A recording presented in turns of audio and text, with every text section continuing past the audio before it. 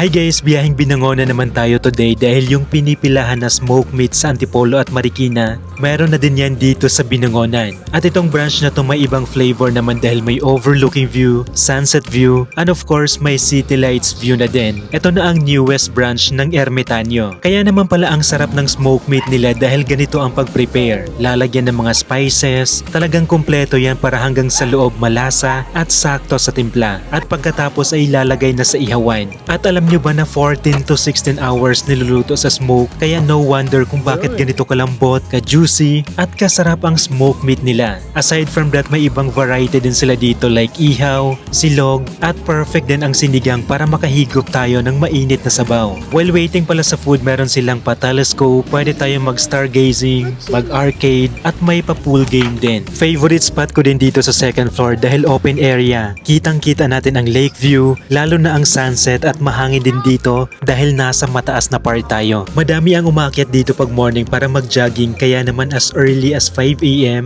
open na sila dito para makapag-breakfast na tayo. At until 1 AM naman sila para talagang kumpleto na ang sunrise at ang sunset experience natin. Ito na ang pinaka-view natin during sunset. O diba, dito tayo kakain at may napakagandang view. Ang sarap lang tumambay dito kasama ang friends and family natin. Ito naman ang view natin sa gabi, kitang-kita natin ang city lights. For inquiries, message lang kayo sa Facebook page ng Ermitanyo Binangonan. So yun lang guys, thank you so much for watching and see you on the next vlog.